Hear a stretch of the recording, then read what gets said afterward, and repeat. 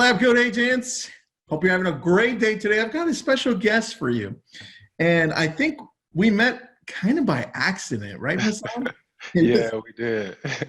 It was super cool. But today, I've got Hassan Rigs with me. Now, he's the founder of Y Combinator startup Smart Alto. So Google that, Smart Alto. We'll also put a link there. But what it is he's created this company, and it's really the easiest way to turn real estate leads into quality appointments. He's also, which is awesome to me, he's also a former ISA. So you know he's got the experience. And he currently has about 4 or 5 articles out on Forbes, a few on some other amazing magazines. And dude, welcome to the show. Thank you, man. I'm excited to be here. We did kind of meet by accident, but man, you know what? All things happen for a reason. I'm glad to be a part of the story, bro. Dude, I'm glad you're here because talking to you, there were 2 things that stood out. One is you were super, super kind. And I love that because I lead with kindness. That to me was super impressive. And number 2 was you knew what you were talking about. I was like, I like this guy. Yeah. I appreciate it too. You know, I feel the same way about you, obviously. Tons of knowledge that you have, and I'm excited to be here, man. Really cool. Well, dude, thank you for stopping by, and let's get into it. How to build strong relationships, which I think is key, the relationships part, through digital marketing. Tell me what you know. Yeah, so you know, this is really interesting. It's actually one of my passion points. Tristan. I'm originally from Birmingham, Alabama, actually a little small town right outside of Birmingham, Alabama called Childersburg, Alabama. Super small. It's one of those towns where you grow up and you like know everyone and everyone knows you. And one of the reasons I bring that up is because at a really young age, I learned that relationships drives life forward. Right? Relationships, that's the reason that you and I are talking right now. Relationships drives, you know, automotive for oil and gas, real estate, healthcare, finance. Every industry that you can imagine on the earth is driven by originally relationships. And so as we kind of think about that, we all know how to build relationships offline, but we've never actually been taught how to build strong relationships online. And I'm a very firm believer in that the sale is made when the relationship is built, right? So that's something we may all want to take a moment to just write down, really internalize. The sale is made when the relationship is built. And if we truly believe that the sale is made when the relationship is built, then we need to do everything we can to build as many strong, valuable relationships with as many people as possible, as often and as fast as possible, right? The relationship is built when the sale is made. You know what happens with real estate agents? There's twofold, I think. One is the relationship is never built, right? They try to hardcore sell everything. And number 2, when the relationship is built and the sale's actually made, they stop. They're gone. So what happens? Dude, that is such a good, I'm going to write that down. I love that. Yeah. And so one of the things that we'll talk about a little bit later on is that, you know, it's not like, you know, how everyone is talking about end to end. It's really a cycle. Relationships go in cycles, and you're always continuing to build upon the relationship. And so what I'm going to talk about really are a couple of really core and foundational concepts to not only help you understand where you are within the life cycle of building a relationship with a client, a friend, etc., but also the 6 core principles that you need to understand and really internalize to get the most value, to deliver the most value out of to a client, and also to help them really and truly reach their goals in life. And so the first thing that I'm going to talk about is how do you get people from 0 to 1? So there are 6 key principles that everyone needs to understand to move people from 0 to 1, to influence folks, right? Peter Thiel, PayPal guy, right? So raise your hand if you know what PayPal is. Peter Thiel, PayPal, Palantir. He wrote a book called From 0 to 1. He didn't call the book 10 to 11. He called it From 0 to 1 because the hardest thing to do in life is to move people who are standing still and influence them, get them to take action, to take a step towards you. And so I'm going to share the 6 most scientifically proven ways to move people from 0 to 1, to start the relationship with people so that you can actually build a strong, valuable relationship with people through digital marketing. And the very first thing I'm going to share, how do you move people from 0 to 1? How do you influence them? How do you take that buyer, that seller, and get them to do what you say when you say it? The very first thing you have to know is the marketing principle, the influence principle, the psychology of social proof. Social proof, that's the first thing. We're going to talk about 6 key ways you can move people from 0 to 1 and influence them. And the very first thing I want to share with you is social proof. So before your buyers and sellers, before they decide to work with you, what do? They look around. Everyone else is doing, and then they do it. Right? Go ahead, Tristan. You want to hop in on that? No, it's true. I was going to say they try to find out, well, who you are, right? And if people know you, or are they using you? Oh, yeah, that's right on. They look around. They definitely look around. So one of our clients, you can actually look this guy up. He sent me an email today, James Lowen. He sent me an email today. He has more than 500 Google reviews. Wow. Think about that. 500 Google reviews. He's a mortgage professional based out of Ontario, Canada. More than 500 Google reviews. So think about how often we go to Yelp. I live and work about 6 months of the year in Washington, D.C. My wife lives here. She works for the FBI, so we spend a lot of time here, right? And before we go out on date night, what does she do? She goes to Yelp. She looks up. Why? Because before people make a decision, they look around, they see what everyone else is doing, and then they make that decision, because there's this concept of safety in numbers. If 500 people have said you're a good real estate agent, then you know what? You must be pretty good. I'm going to take their word for it. So that's why your Zillow reviews are important. Your Google reviews are important. And you don't need to actually close a deal with a client before you ask them to review you, because all the value that you provide is done before the transaction is made anyway. That's so true, man. I love that. That's what all the value is. You don't have to wait until the deal closes before you ask for a review, for someone to review your competence and your knowledge. The second thing that I'm going to share with you, how do you move people from 0 to 1? How do you first initially take those steps? Authority.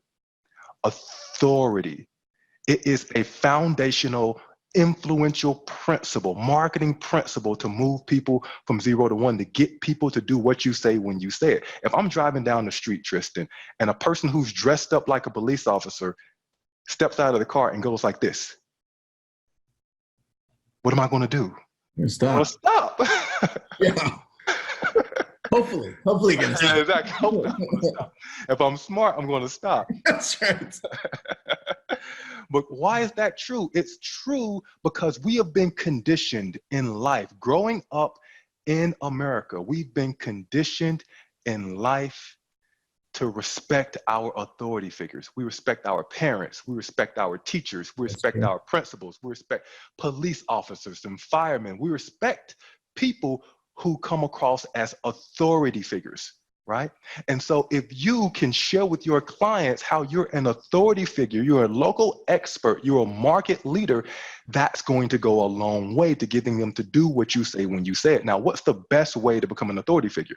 So one of the ways that I was introduced is I'm a speaker at the National Association of Realtors Conference this year. I'm also a writer for Forbes, right? Those are ways that I've positioned myself as an authority figure in this space. But what if you don't have that?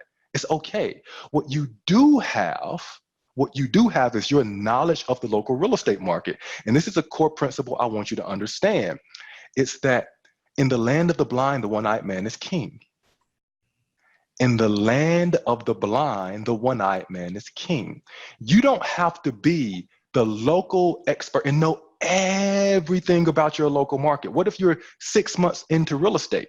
You still know the area enough, and you can teach the home buyer, the home seller, something about the local market that they don't know.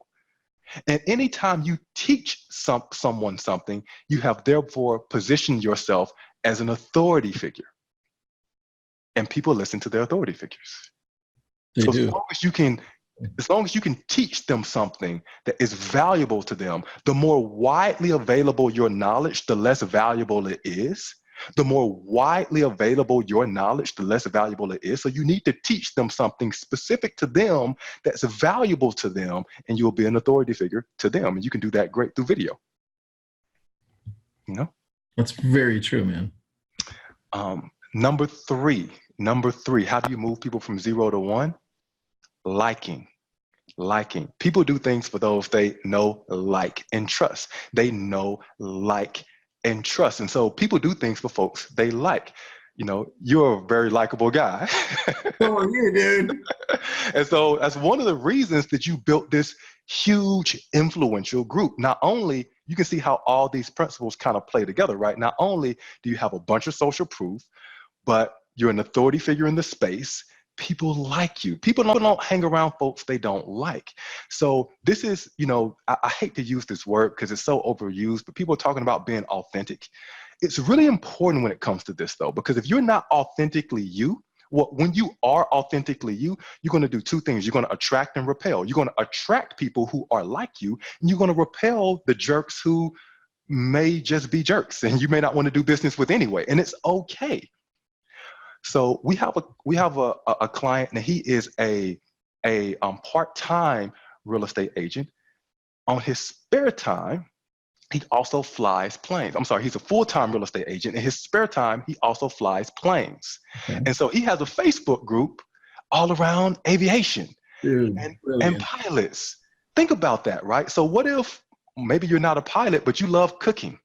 Right? Why don't you create this affinity group, a Facebook group of people in your local market who want to go to cooking classes, take food tours? And now what you've done is you've built some consensus, some commonality around you and your brand. And so anytime people are thinking about food, they're foodie, they're cooking, and now you can talk about, oh yeah, by the way, I do real estate in Minnesota, Florida, LA, etc., whatever your local market is, right?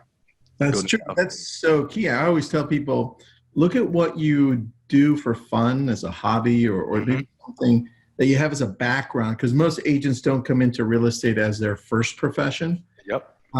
Think of what you're great at and then create a community around that. If you love kayaking or you love cats, I mean, who doesn't like cats? Right? Create a group around something like that. So, dude, that's right on. I love that. Yeah. So number 4. So we've talked about social proof. We've talked about authority. We've talked about liking, reciprocity. So when you've done something nice for someone, it's the reason that as a core foundational principle in my life, I lead with value. I always try to lead with value, because when you lead with value and you do something for someone, there's this little thing that's inside of them that's called a conscience that oftentimes makes people feel a little obligated to return the favor. And so when you do something for someone, then people feel the obligation to reciprocate and do something for you. And there's 2 key things I want to share about this. I want you to write both these things down. 2 key things. First, what you do for them does not need to be the same in proportional size is what you ask for from them. So you can do something really small and ask for something really big. It doesn't matter. You can do something really small and ask for something big, because the 2 things don't need to be the same proportional size. Yes. The second thing is, think about some of the most popular real estate ads out there on the marketplace right now. Don't worry about searching for hours for all the single family homes in San Diego, California. I've spent hours, days, weeks searching and compiling all of these single family homes, single story homes with HOA dues of less than $500 a month in the San Diego, California area. All you have to do is give me your name, telephone number, and email address, and I'll send you the list. What are they doing? It's reciprocity. They're banking on the fact that if I do something nice for you, In exchange, you'll do something nice for me and give me your information, and hopefully we'll have a telephone call based upon that. That's true, man. I think that's a really good point that you brought up first for what you do for them doesn't need to be bigger than what you're asking for. And a lot of agents take that and don't realize that. Actually, I'm telling you from experience. I'm like, dude, I have to feel comfortable with that. And I'm glad you're just putting it out there. I think first we have to tell it to ourselves. Hey, it's okay. You know, I may be doing something small, like you said at the very beginning, which was you can ask for a review before you've even made them a client. And I think that goes along with it because a lot of agents don't think that way, dude. That's a powerful thing you said. I love that. Yeah. Thanks. Appreciate that. So we've talked about social proof. We've talked about authority, liking, reciprocity, commitment, and consistency.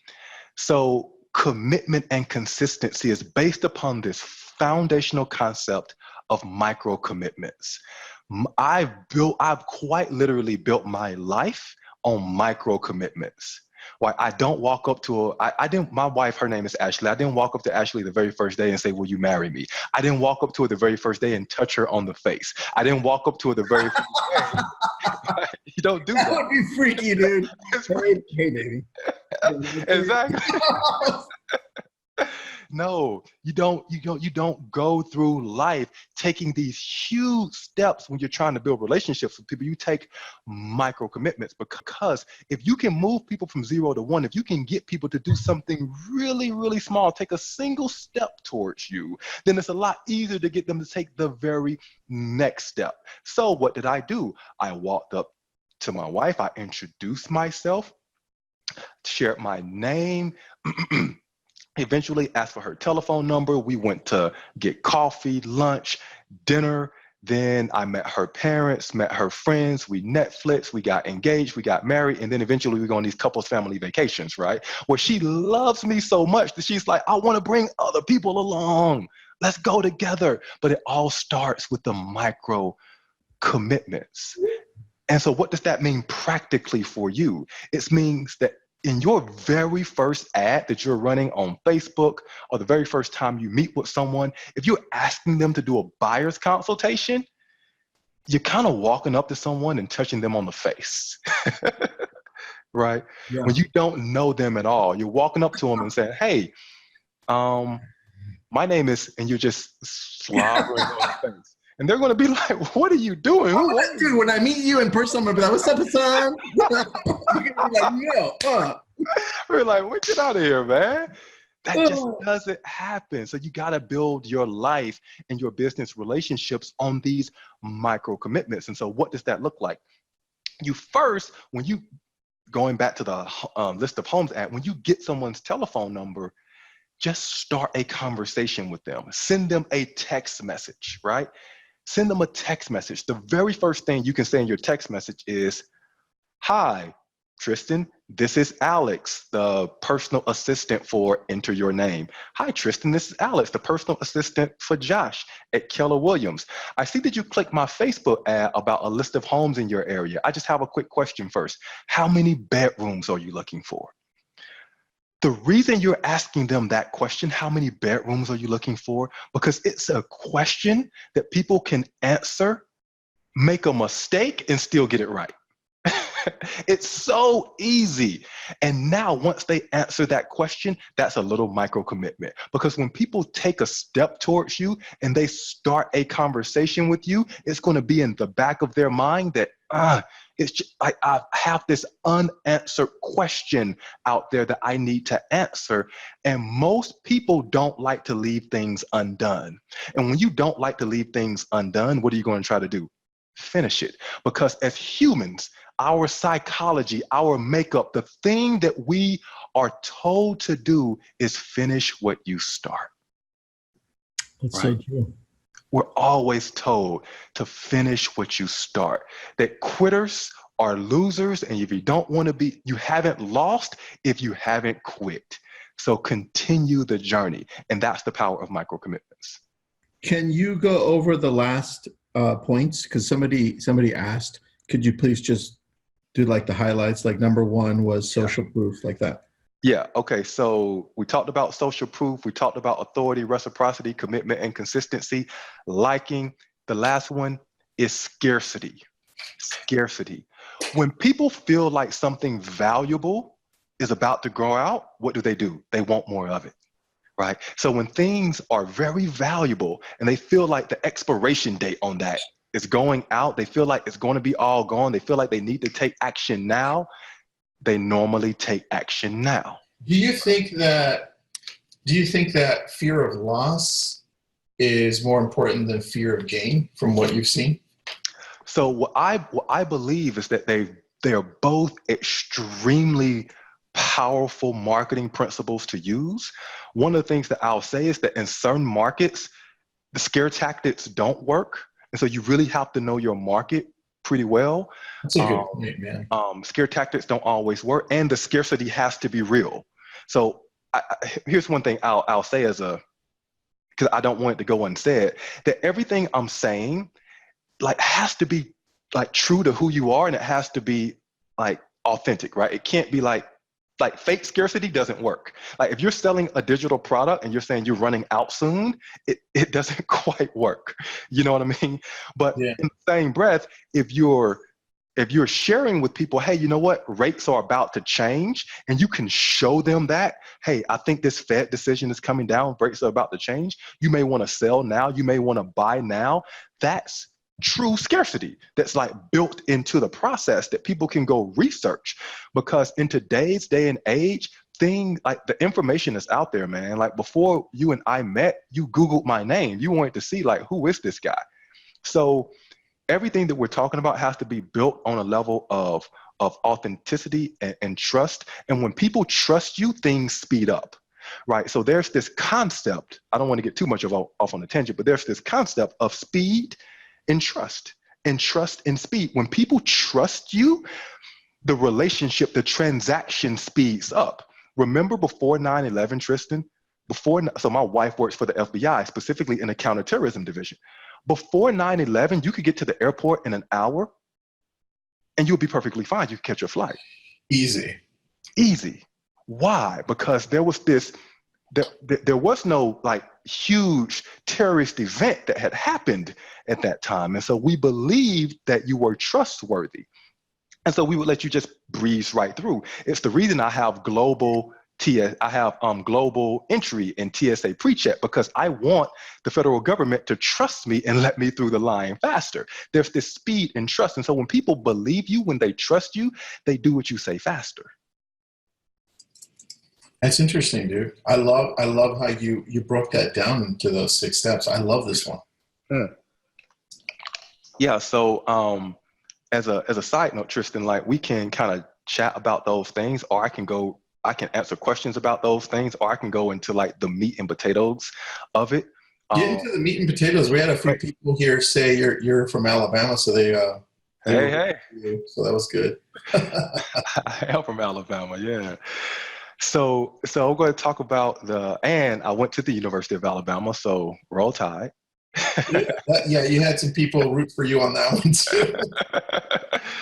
So I'll kind of go through a couple of things, and so I'm going to walk through very briefly the 7 stages to building a relationship through digital marketing. The first thing I want to say about this is there is no such thing as B2B and B2C nowadays. It's all H to H, human to human. You are a human who's selling to humans who have human needs.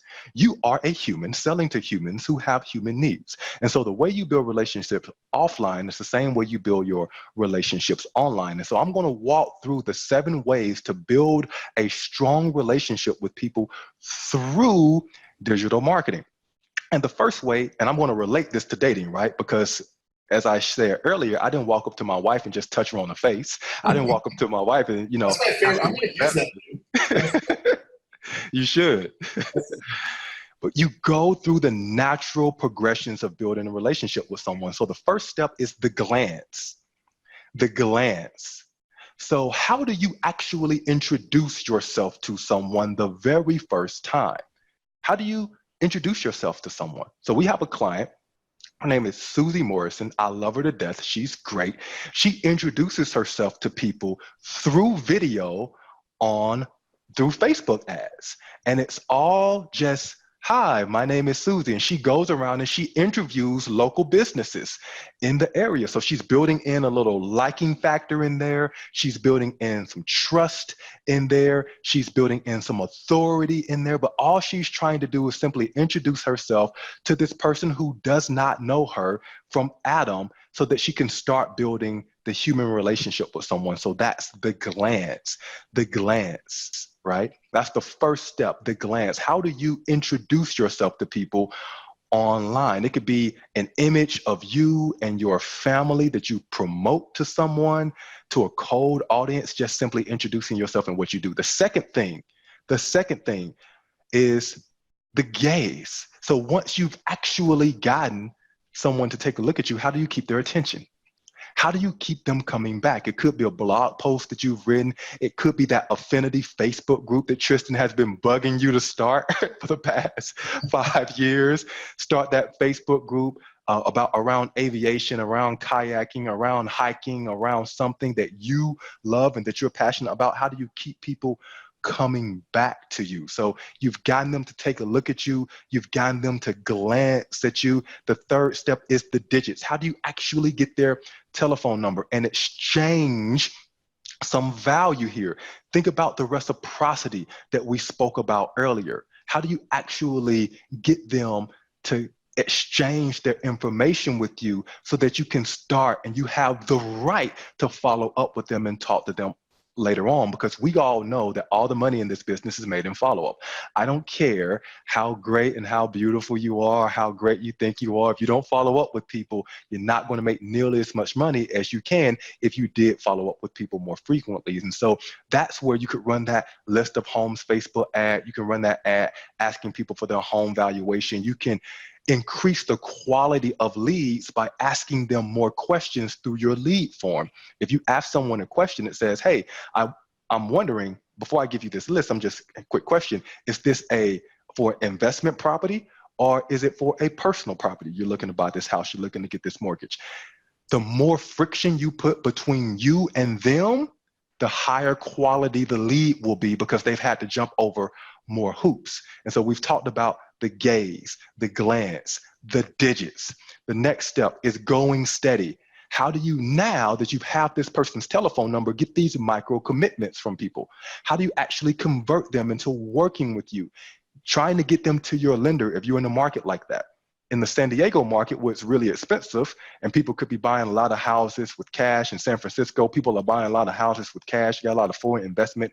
Maybe you don't need to ask people to talk to your lender. But if you're in Alabama, if you're in Iowa, you're in Augusta, Georgia, you're dealing with a lot of first-time home buyers, you probably need to ask people to get to your lender. And so how do you take those micro commitments? The first way we talked about is by text messaging them, starting a conversation with them, moving them from 0 to 1, right? So we talked about the glance, we talked about the gaze, we talked about the digits, we talked about going steady to try to get them to make that commitment, to talk to your lender, to get that buyer's consultation, and then ring shopping.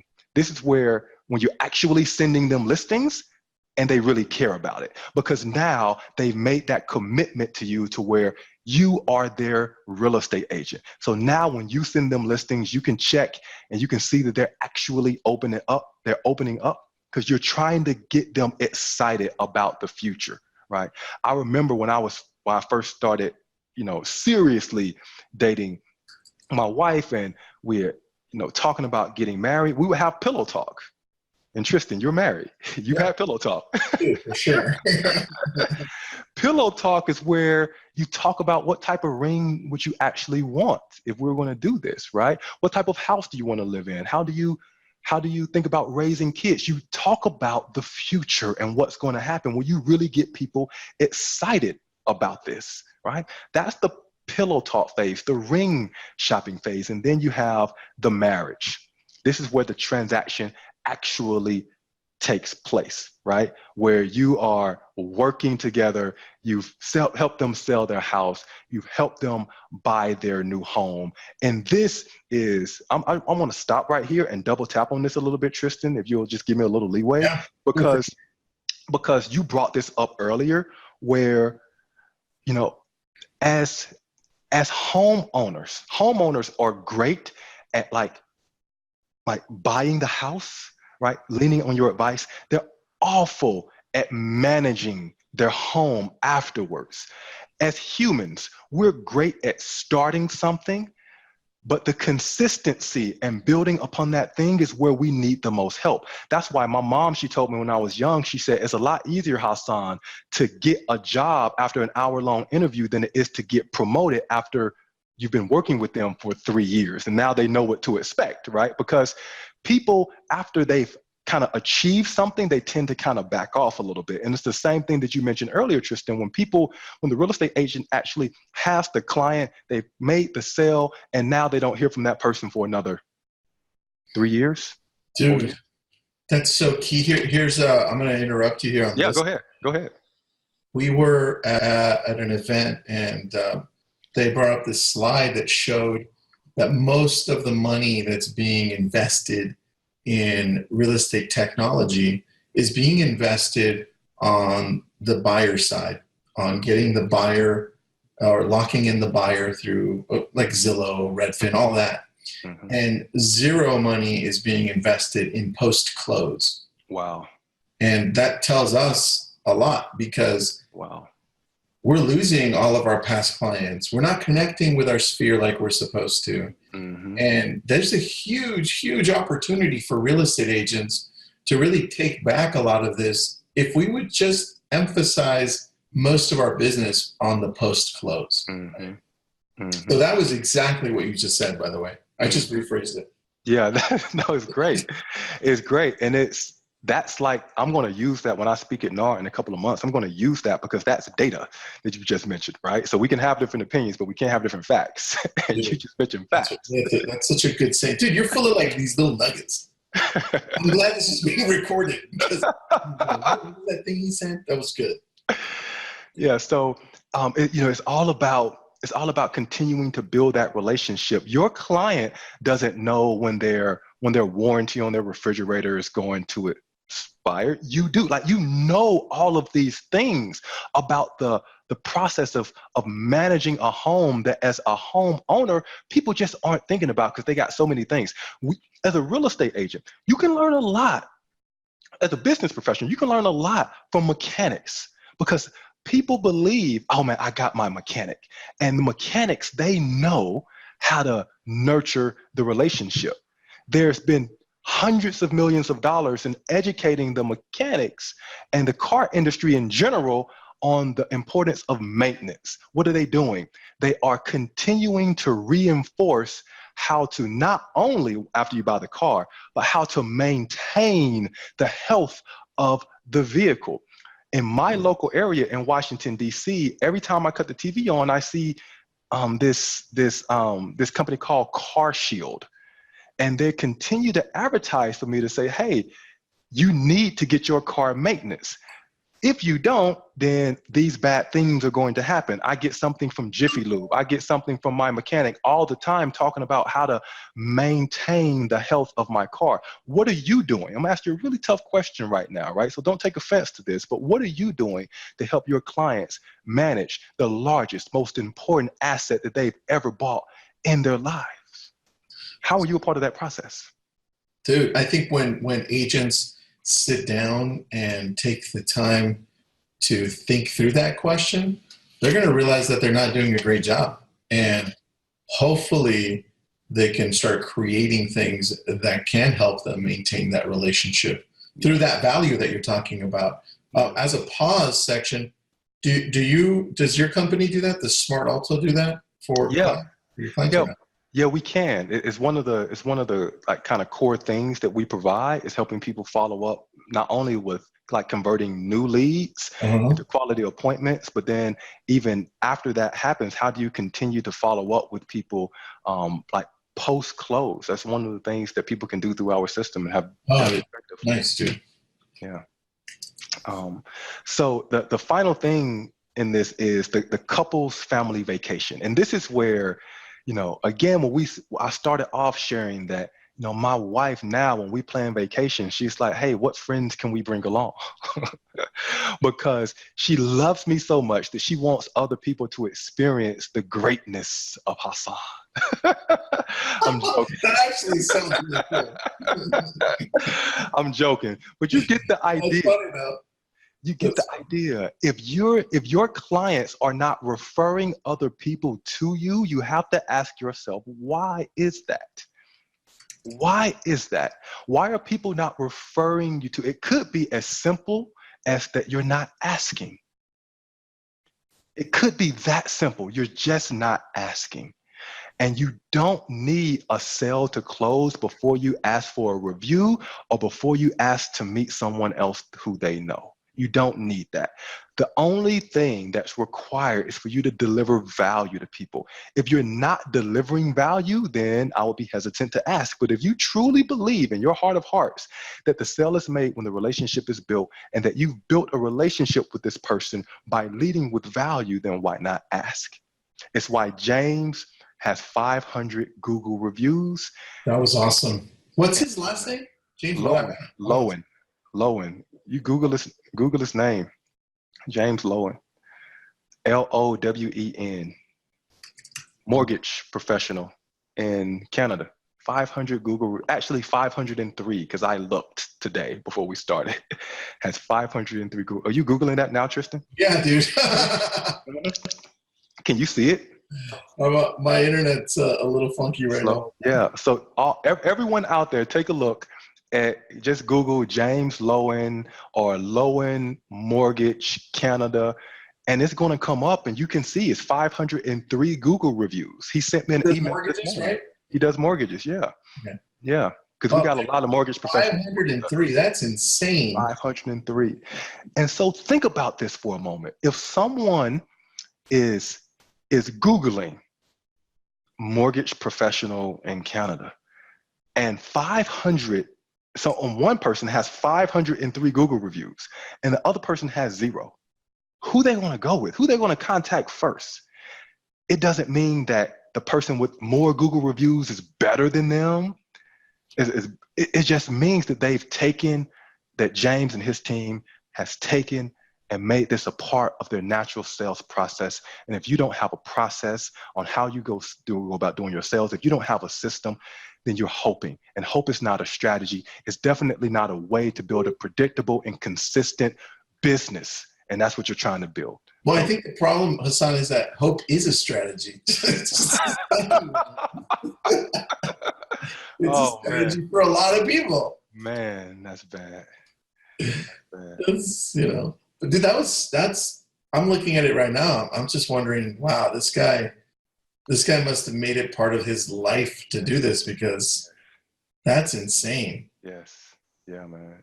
It's a great way to go about kind of, obviously building the business. And obviously he does a lot of lead generation, because he believes that you got to be multifaceted in your business. And the way I think about business in general is any channel that I can make work, whether it's Facebook, Instagram, Google, any channel I can make work, I try to make that work. It's my job as an entrepreneur, the same way you are, and everyone who's watching this it's your job as an entrepreneur to understand where you can eliminate waste. It's really hard to understand where you can eliminate waste if you don't know your numbers. And so the first thing is to understand and truly know your numbers, right? And once you know your numbers, you can eliminate waste. And that's why I love digital marketing, because it's the closest thing to having a crystal ball as possible. With every ad that you run, you get more data back, and with every bit of data, the fog clears a little bit. You know what's working, what's not working, and then you can eliminate waste. But that's your job as an entrepreneur, is to do that.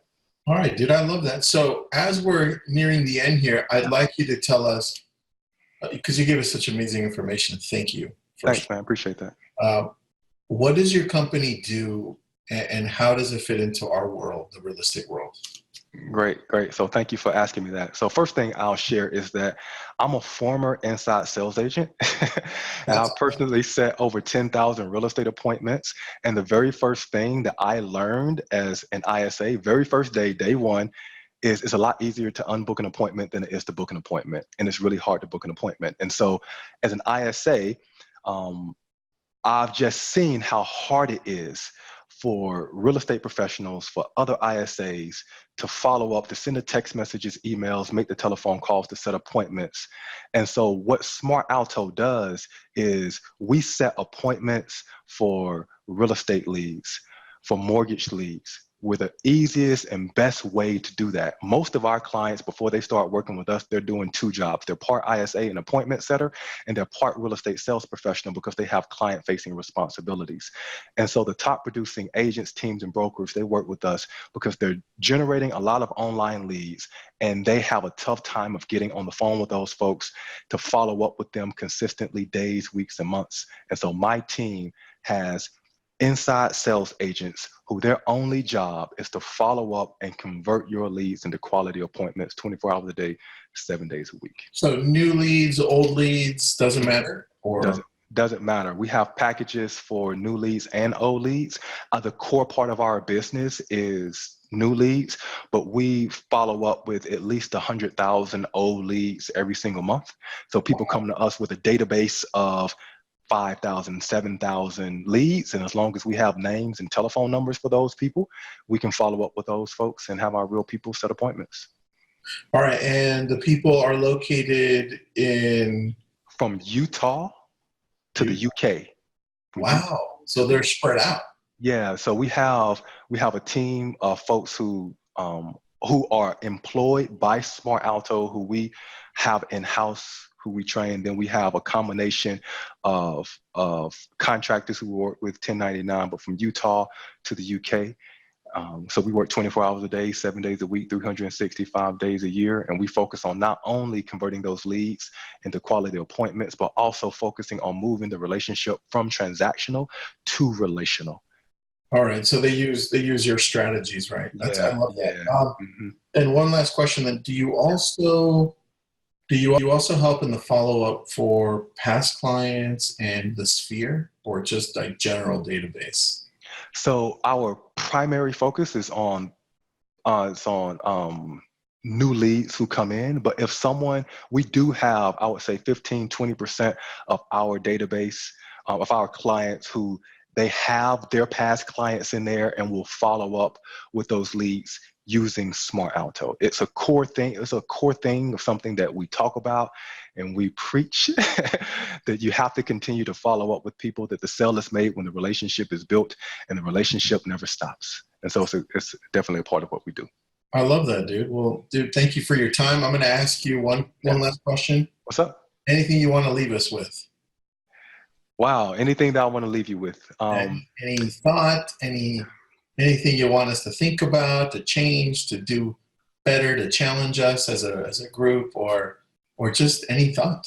Yeah, so I'll say a couple of things.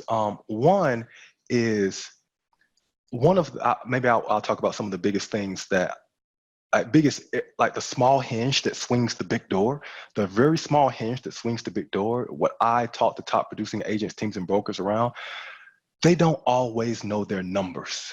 And so if I were to ask you, how much does it cost you to get a lead? How much does it cost you to get a sale? How much does it cost you to get a referral? How much does it cost you to get a review from someone? They don't always know that about their business. And the scary thing about that is when you don't know those things about your business, you don't fundamentally know your numbers, it begins to it's really hard to build a predictable and consistent business on that. And if your job is to build a consistent and predictable business, I know that this month, if I get 100 leads, then in X number of months, that's going to result in $15,000, $20,000, $100,000. Then you don't have this like ATM machine, right? And what happens because of that is you wake up in the morning with a high level of anxiety. You end up on this real estate roller coaster because you don't have this consistent and predictable business. What you have is a hobby that you've been investing in, but haven't been you don't have the systems in place to actually treat it like a business. So that's like one thing. The second thing, and this is what I'll leave you with, is just the value of truly investing in the relationship. How do you turn a lead to a client to a friend? How do you turn a lead to a client to a friend? And the best way to do that is by focusing on these micro commitments. And if you truly believe that the sale is made when the relationship is built, that the sale is made when the relationship is built, that you should build as many strong, valuable relationships as possible, as often as possible. But it's hard to do that when people are not answering your phone calls, responding to your emails. So if you don't do anything else, you don't remember anything else, remember this. When you get a new lead, before you do anything, text them. Because it's as millennials, baby boomers, Gen X, whatever, we text, we chat, we Facebook message. It's just the way of the world. And if you're doing business today, the same way that you were 5, 10, 12 years ago, I got 2 words for you: Radio Shack. Or you can do Blockbuster. Blockbuster. So text message your leads. That's it, man. That's what I got for you. That's super solid. Is there a part 2 to this, bro? I'm already like, let's plan this out for next month. I got a lot of stuff. I am wondering who's going to NAR in the National Association of Realtors conferences in November 8th through 11th in San Francisco. Do you mind me talking about this at all, Tristan? Yeah, dude, go ahead, man. You will be there. So shoot. Thanks, man. Thanks, I appreciate it. So I am going to NAR. I'm actually speaking at NAR about how to build strong relationships through digital marketing. Is some of the content that we've talked about today. A lot of content that we did not talk about today. But if you're going to NAR, I would love for you to go to my session. It's on November the 9th, that Saturday, I believe. I would love for you to go to the session and show me a little bit of support. I would truly appreciate that. And so if you're going to be at NAR, reach out and let me know you go to the conference, because I would love for you to go. And when you leave that conference, you're going to have a lot of like the meat and potatoes of this presentation, because you're going to walk away with Facebook ads, text message scripts, conversion scripts, videos, a lot of stuff that you can kind of templates, checklists that you can implement in your business. What day will you be there? November 9th. Yeah. 9th? Do you know what time? It's at 12. 12 p.m. 12 p.m. local time. Put it in I just changed the posts to it reads that. Oh, great, man. Thank you. I appreciate it. Well, I'll leave it at the top. If anybody has any questions, let me also indicate what's the best way to reach you. I put your website, thesmartalto.com. Yeah. But have an email for them to reach out to, or a number? So they can email me, Hassan at smartalto.com, HASSAN at smartalto.com, SMARTALTO. Hassan at smartalto.com. You can reach out. And if there are any questions for Hassan, email. All right, dude. Done. Great. Perfect. Thanks, man. You again for your time, man. That was pretty good. I appreciate that. That was good. That was very good. I loved it, and I took a lot of notes. And I know a lot of people just became fans of yours. I know Wanda Pearson loves you now. Oh, great. What's the number one thing that you learned today, Tristan? Now, I'm sure everybody's interested in that. One thing that I learned that I really loved that stood out for me was you don't need to. It was a reminder, and then something I learned. One, you don't need to close them to ask for a review. Yeah, that was one. And then the other one, to me, was more of a mindset shift. It doesn't matter what I give to them. I can ask anything. Yes. Right. Yep. And dude, that's a challenge for me because I'm a giver, right? Yeah. Yeah. And so it's hard for me to ask. Mm-hmm. And I know that if I don't ask at a certain time either, it kind of just goes away. Like if I didn't ask in a couple months, and 2 years later, I can't ask anymore. I can, but it won't be the same. Mm-hmm. So so thank you. Yeah. No, thank you for allowing me to be part of your story, man. I really appreciate it. It means a lot to me. It really does. Appreciate that, dude. I'm going to text you right after. All right, great. Thanks, dude. Thanks.